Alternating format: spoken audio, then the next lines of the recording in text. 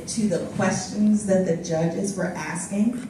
And I was like, all of them sound like pros up there because you had a depth of knowledge. And I also recall you all saying during your interview process, a lot of you really got into this program because you wanted to share knowledge. You are knowledge sharers. You wanted to go into spaces that typically do not receive this knowledge. And so my hat goes off to you all because I know that these last 12 weeks were not an easy journey. It wasn't an easy journey for your loved ones and those that support you. That's indicative of the room. They have y'all people in the show. They're sick of y'all.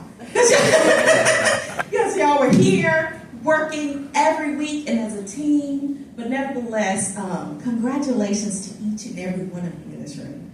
I just want to share with you that you will find yourself in spaces and in rooms often, especially in this real estate development field, that may not always look like you. You will find yourself in rooms, in spaces where the voice of your grandfather, grandmother, mother, father, aunt, uncle, nieces, and nephews are not being represented, right? And sometimes that can be intimidating. But the biggest thing is, I would encourage each and every one of you all to show up and be your authentic self. Bring the voice that is not in the room to the room. That is why you sit here and went through this 12-week intensive and why you'll continue your journey. We need you. Charleston needs you. The state of South Carolina needs you. And so I can encourage you all to show up in those spaces and be bold and allow your authentic self to show up. On the other side of that, in this real estate development field, you all will be in rooms where there's a lot of passion and desire and commitment from community that's coming forth.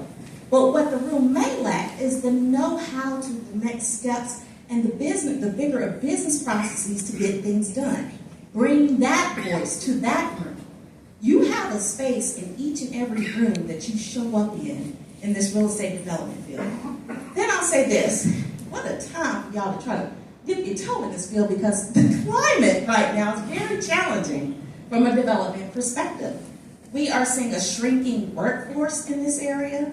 We are definitely seeing the capital markets dry up, and the banks are not lending or really friendly with lending right now.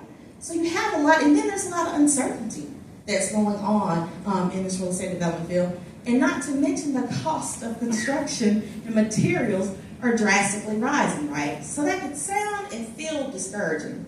But I just want to remind you, the communities that you have signed up for to serve, they've been living in that gap for generations.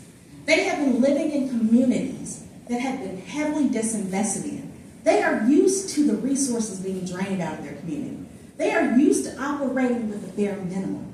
And so what I would encourage you all to do is to tap into that ingenuity that springs forth during times like this, tap into that resilience that springs forth during times like this, and utilize that to your advantage in this real estate development space.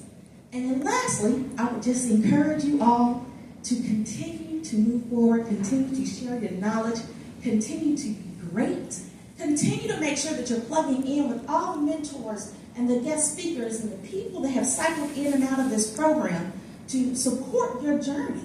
And lastly, make sure that you're tapping the Urban Land Institute, ULI. It's a phenomenal organization with a huge network with open arms. And so become active. There's a role and a space for you within ULI. So I would encourage you all to continue to do that as well. But lastly, I'm going to end it with this, and I will say, go forth and be great. All right.